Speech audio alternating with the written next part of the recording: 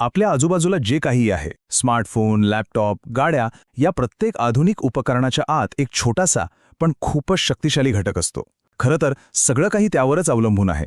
आज आपण याच सेमीकंडक्टर्सच्या जगात डोकावणार आहोत, जे आपल्या डिजिटल युगाचे खरे पण छुपे हिरो आहेत.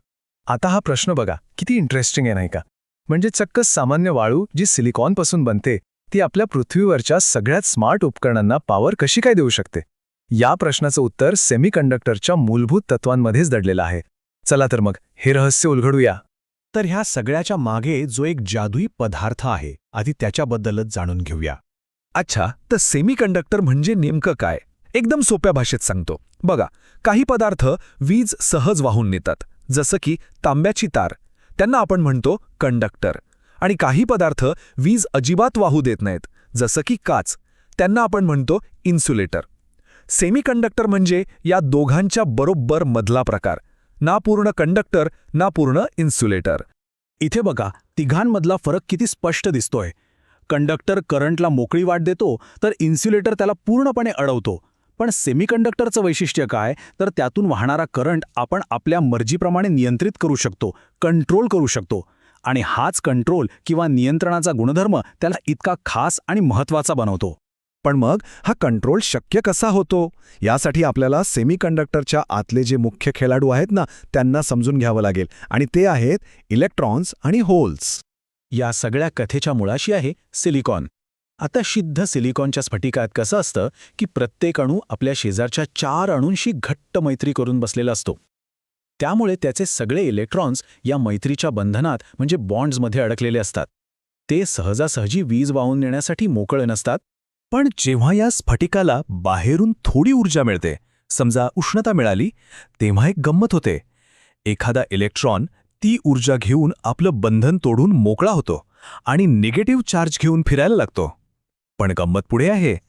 जिथून तो इलेक्ट्रॉन निघून जातो, तिथे एक रिकामी जागा तयार होते. ह्याच रिकाम्या जागेला होल असं म्हणतात आणि ती जागा एका पॉझिटिव्ह चार्जसारखी वागते. आता हे होलचं फिरणं समजायला थोडं विचित्र वाटू शकतं. त्यासाठी हे उदाहरण एकदम परफेक्ट आहे. विचार करा, पाण्यातला एखादा बुडबुडा वर जातो तेव्हा आपल्याला वाटतं की बुडबुडा फिरतोय, पण खरं तर त्याच्या आजूबाजूचं पाणी खाली येत असतं. तसंच इथे आहे. शेजारचा इलेक्ट्रॉन त्या रिकाम्या जागेत म्हणजे होलमध्ये उडी मारतो आणि त्यामुळे होल पुढे सरकल्याचा भास होतो. तर हे आहेत आपले 2 मुख्य खेळाडू. इलेक्ट्रॉन, जो एक खराखुरा निगेटिव्ह चार्ज असलेला कण आहे, आणि होल, जी इलेक्ट्रॉनने सोडलेली एक रिकामी जागा असली तरी एका पॉझिटिव्ह चार्जच्या कणासारखी वागते. आणि हे दोघेही वीज वाहून नेण्यासाठी खूप महत्त्वाचे आहेत. पण शुद्ध सिलिकॉनमध्ये हे मोकळे इलेक्ट्रॉन्स आणि होल्स खूपच कमी असतात. मग आपण त्याला एवढं उपयोगी कसं बनवतो? इथेच या कथेला एक जबरदस्त ट्विस्ट मिळतो आणि त्या प्रक्रियेचं नाव आहे डोपिंग. डोपिंग म्हणजे काय? तर शुद्ध सिलिकॉनमध्ये अगदी ठरवून मुद्दामहून विशिष्ट प्रकारची अशुद्धी मिसळणं. ही कोणतीही साधीसुधी अशुद्धी नाही आहे. आपण असे अणू मिसळतो ज्यामुळे एकतर मोकळ्या इलेक्ट्रॉन्सची संख्या प्रचंड वाढते किंवा होल्सची संख्या प्रचंड वाढते. हे होतं कसं? फारच इंटरेस्टिंग आहे. समजा आपण सिलिकॉनमध्ये आर्सेनिक सारखा पाहुणा आणला, ज्याच्याकडे सिलिकॉनपेक्षा 1 इलेक्ट्रॉन जास्तीचा आहे. मग काय? त्याचे 4 इलेक्ट्रॉन्स सिलिकॉनशी मैत्री करतात, पण तो एक जास्तीचा इलेक्ट्रॉन एकटाच उरतो, मोकळा, आणि हेच जास्तीचे इलेक्ट्रॉन्स आपल्याला निगेटिव्ह चार्ज देतात. यालाच आपण म्हणतो एन टाईप सेमीकंडक्टर. आणि याच्या अगदी उलट जर आपण बोरॉनसारखा पाहुणा आणला, ज्याच्याकडे 1 इलेक्ट्रॉन कमी आहे, तर मैत्री झाल्यावर एक जागा रिकामी राहते, म्हणजे एक होल तयार होतो. आणि यामुळे आपल्याला मिळतो पॉझिटिव्ह चार्जवाला पी टाईप सेमीकंडक्टर. भारी आहे ना? तर आता आपल्याकडे 2 प्रकारचे सेमीकंडक्टर तयार आहेत. एक आहे एन टाईप, जो इलेक्ट्रॉन्सने श्रीमंत आहे, आणि दुसरा आहे पी टाईप, जो होल्सने श्रीमंत आहे. पण खरी जादू तेव्हा घडते जेव्हा आपण या दोघांना एकत्र आणतो. हाच आपल्या कथेचा क्लायमॅक्स आहे, पी एन जंक्शन. बघा, एका बाजूला आहे पी टाईप पदार्थ, ज्यात भरपूर होल्स आहेत, म्हणजे पॉझिटिव्ह चार्ज वाहक. आणि दुसऱ्या बाजूला आहे एन टाईप पदार्थ, ज्यात भरपूर फ्री इलेक्ट्रॉन्स आहेत, म्हणजे निगेटिव्ह चार्ज वाहक. आता नैसर्गिकरित्या काय होतं? जिथे जास्त गर्दी आहे तिथून लोक कमी गर्दीच्या ठिकाणी जातात, बरोबर? तसंच इथे होतं. एन साईडवर इलेक्ट्रॉन्सची प्रचंड गर्दी आहे, म्हणून ते जंक्शन ओलांडून पी साईडवर जातात आणि तिथले रिकामे होल्स भरू लागतात. आणि या हालचालीमुळे एक अत्यंत महत्वाची गोष्ट घडते. जंक्शनच्या अगदी जवळ इलेक्ट्रॉन्स आणि होल्स एकमेकांना भेटून नाहीसे होतात. तिथे फक्त स्थिर आयन्स शिल्लक राहतात. यामुळे तिथे एक असा पट्टा तयार होतो जिथे कोणतेही मोकळे चार्ज कॅरियर्स नसतात. यालाच डिप्लिशन रिजन म्हणतात. हा पट्टा एका भिंतीसारखं काम करतो आणि बाकीच्या इलेक्ट्रॉन्सना पुढे जाण्यापासून अडवतो. थोडक्यात सांगायचं तर हा विजेसाठी एक वन वे दरवाजा बनतो.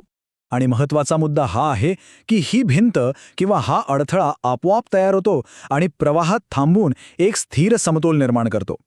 याच मूलभूत गुणधर्मामुळे पीएन जंक्शन एका इलेक्ट्रॉनिक स्विचप्रमाणे, एका बटणाप्रमाणे काम करू शकतं.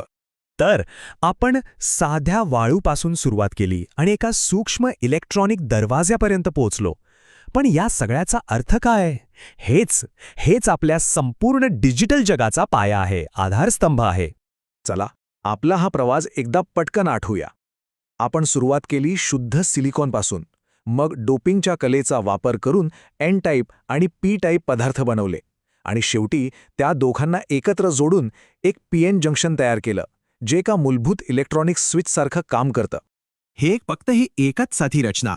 आपण वापरत असलेला प्रत्येक डायोड, प्रत्येक ट्रान्झिस्टर आणि आपल्या स्मार्टफोनमधली प्रत्येक मायक्रोचिप या सगळ्याचा पाया आहे.